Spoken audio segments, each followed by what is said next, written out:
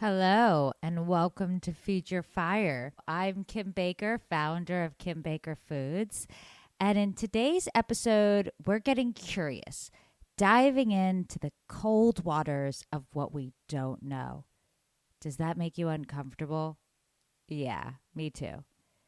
But to grow, we need to expand the pool of what's familiar. And it certainly helps to do that together.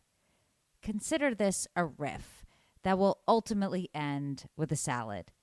I'm kind of hungry, so come with me. Let's dive in and have a bit of fun as we experiment in the kitchen.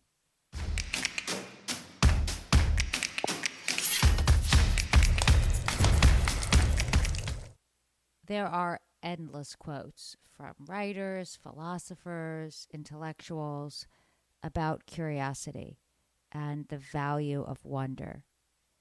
And yet, our bodies are naturally hardwired for survival to stay with what's familiar. And so there's a tension there that requires a little practice. So we're dedicating this episode to the idea of experimentation, to creating a safe space to try new things, to fail, to succeed, to see what happens when, and to do it without shame, without fear, and without any expectation. I remember when I first founded Kim Baker Foods, I left my corporate job and had been kind of at a transition time in my life and was ready for something new. And I was terrified. I remember thinking, okay, this is either going to succeed or it's going to fail. And either way, I'll be okay. I had enough money saved that I could survive for a little while. And if it didn't work out, I would just get another job and we'd move on.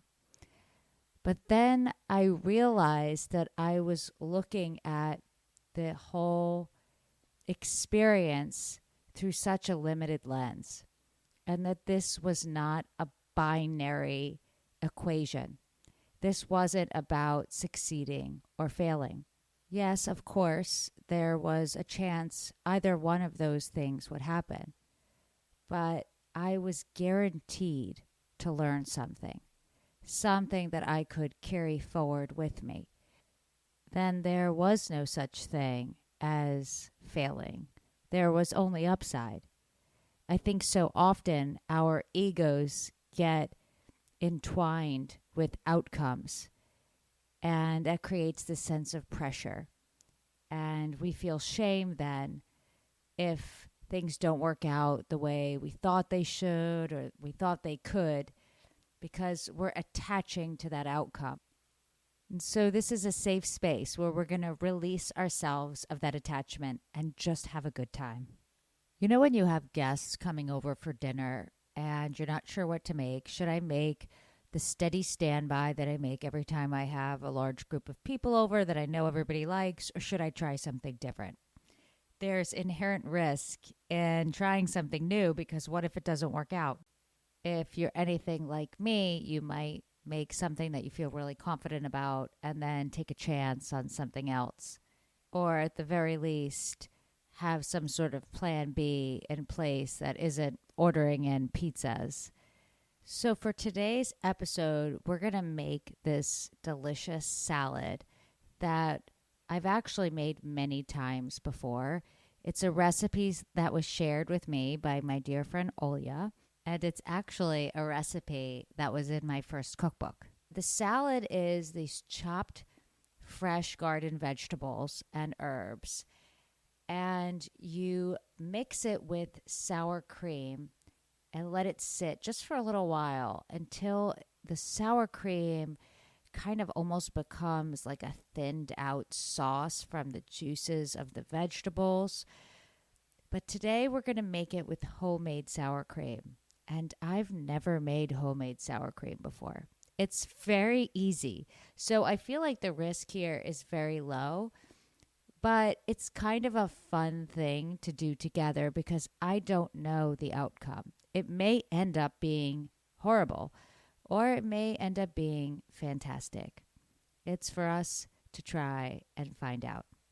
Now, sour cream is quite literally cream that's been soured and then ferments for a day or two. And so to make it, it requires just a bit of time and planning. So I'm starting it now, and then we'll finish the salad tomorrow. You don't need any fancy equipment to do this, and you don't even need heat.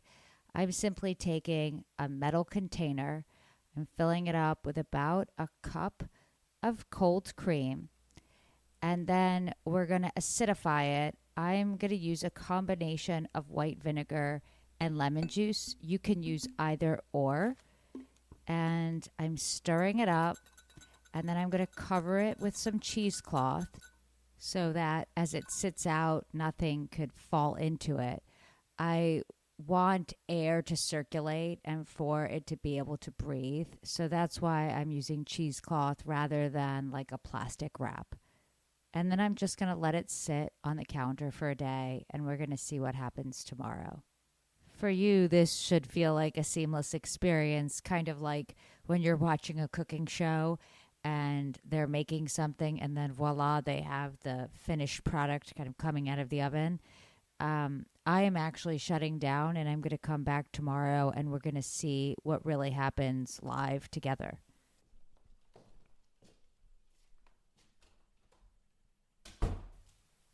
Okay, I'm back. I have never done that before where I've recorded half of this on one day and the other half on another day with unknown happening in between.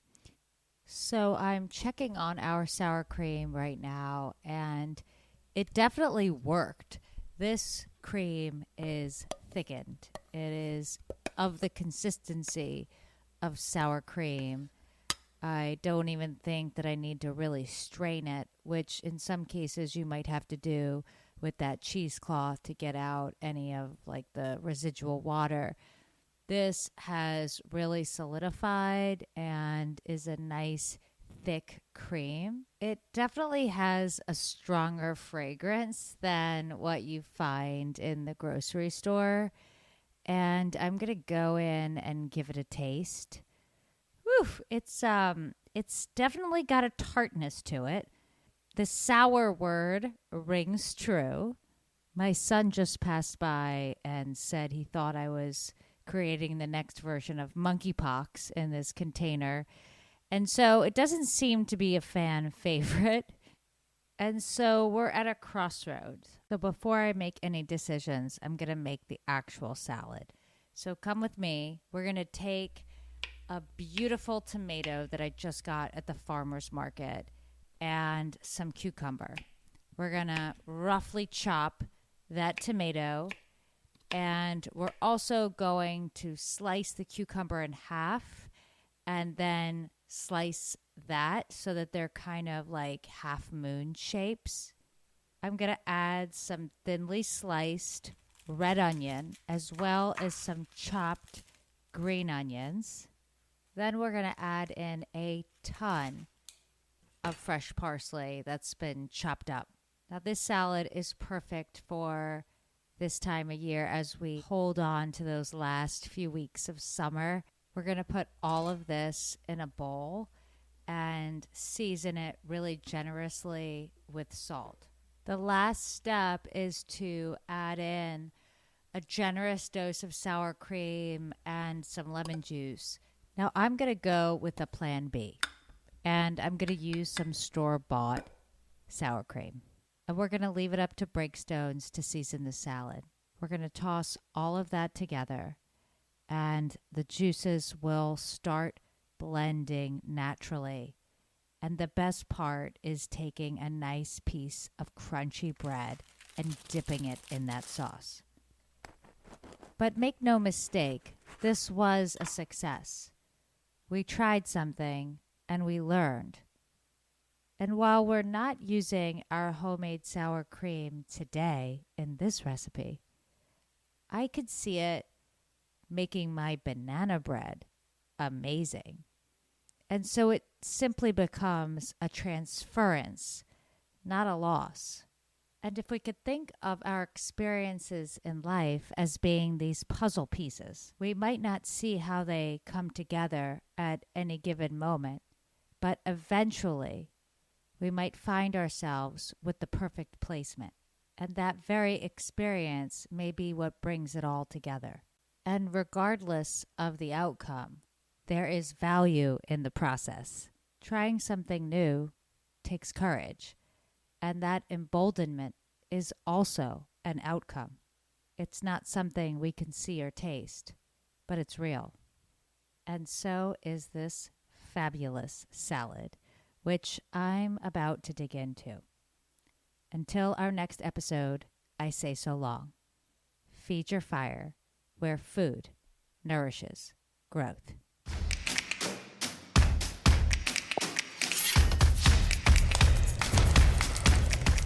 Feed Your Fire is sponsored by Pro-Chi Plant Energy. Visit prochiplantenergy.com and fill up with intention. That's PROCHI plantenergy.com.